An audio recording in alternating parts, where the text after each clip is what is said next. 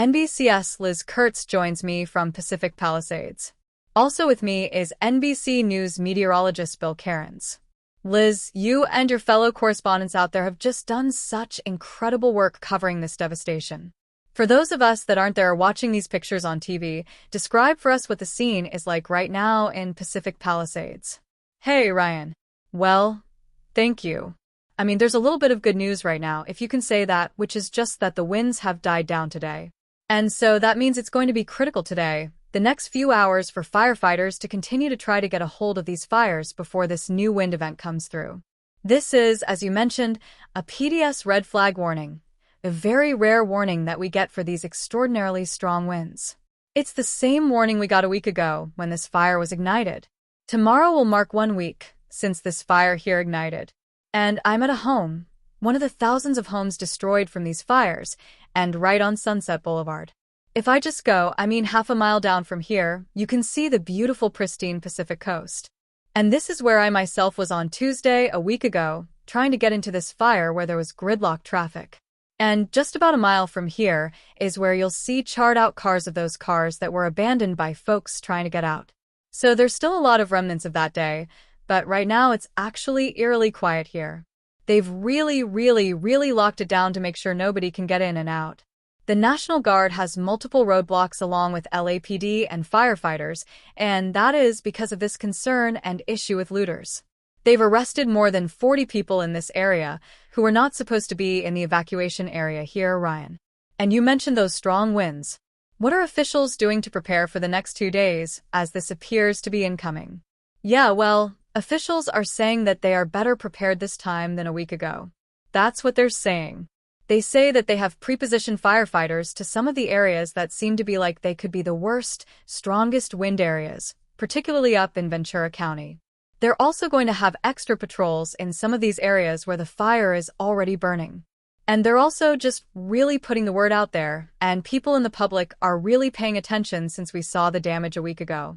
People who are in these regions, we're going to see these high winds, are being told to be prepared, pack a bag, pack your car. Just know that this is a real situation. Another fire could ignite, and you might need to get out at a moment's notice. And Los Angeles counties declared a public health emergency due to concerns about air quality. Talk to us about what this emergency entails. Yeah, that's impacting millions of people across Southern California right now. I know people who live in LA, they're not in some of the fire areas, and they've gotten out of town simply because of the smoke and the air quality. We know that air quality and the smoke is very dangerous for people. And so people are being told to stay inside if you can, particularly with underlying health conditions. Just limit how much time you're spending outside right now. And then, of course, we're seeing people everywhere wearing their N95 masks, which are critical right now. Brian. Okay, Liz, you and your team, please stay safe. Thank you for the excellent reporting under very difficult conditions. I want to bring in Bill Cairns now, our meteorologist, to talk about what the forecast looks like. You heard Liz outline it, Bill, but talk to us. Just how concerning are these new strong winds? Let's put it this way, Ryan. We've had 4 of these what we call particularly dangerous situations in the last 2 to 3 months in Southern California. And every time in the other 3 times we had structures burned. Of course we had last week, but even in November, December, we had similar situations, and we had structures burned. So that's the concern. That's why the National Weather Service is putting out those dire warnings in the areas of greatest concern are in these hash lines. So downtown LA is not in this. This is a different event than last week. Last week the winds were out of the north. They were coming down off the mountains and going right through downtown LA 80 to 100 miles per hour. That's extremely rare. This is what we call a typical Santa Ana wind event. The winds right now are mostly going from the east to the west in this general direction. And those are the areas of concern as that air comes down those mountains. And even right now in that we've already got wind gusts to 44. So Ryan, it's important because all where Liz was located, winds are only like 3 miles per hour, but you only travel about an hour north up in the mountains.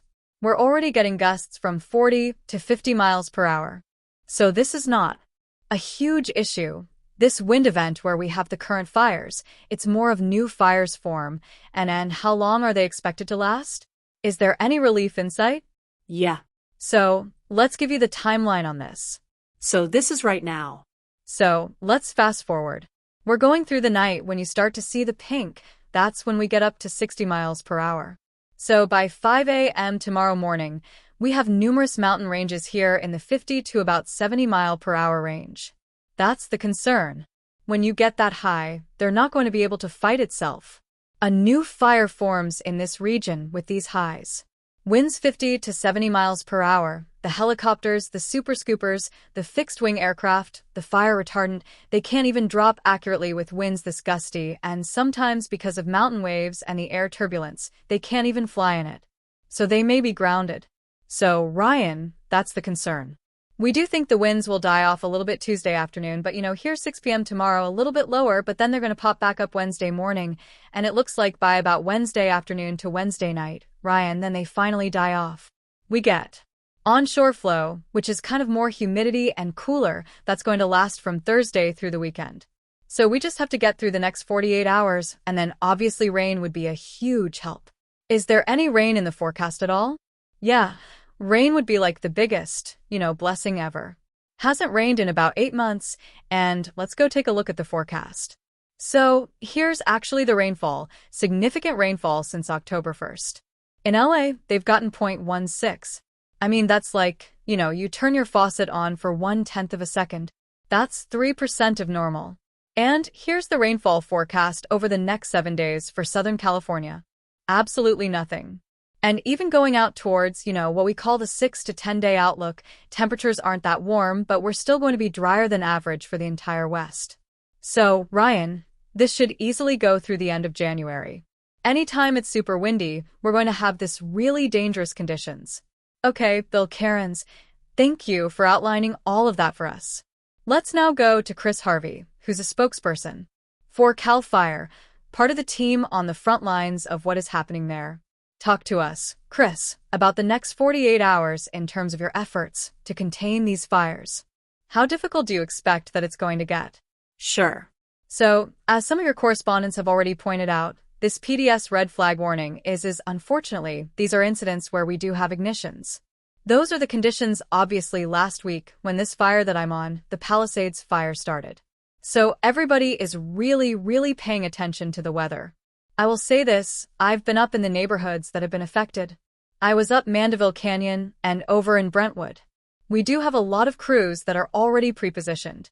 There's a lot of fire apparatus on the ground. There are a lot of hand crews on the ground. I do know, I saw a lot of engines yesterday and last night. They're already hooked to hydrants. They have charged hose lines on the ground ready to go. I also know that LA Power and Water was up in that area yesterday. They put some additional supplemental diesel-powered pumps that are being kind of plugged into the system to boost water pressure or to also in emergencies, in case a pump goes down, they'll have a portable pump ready to go. So I do know that crews are ready and willing to, to attack this fire when it comes. And then just briefly about the aerial assets, as was mentioned, we have a lot of aerial assets on this fire. We just hope the winds are going to be low enough that those aerial assets can fly and drop water retardant in case they're needed, and maybe expand on that a little bit. Is there a scenario where you'd have to suspend those aerial operations if the winds get to be too strong? Unfortunately, yes. We've already seen that here on the Palisades fire.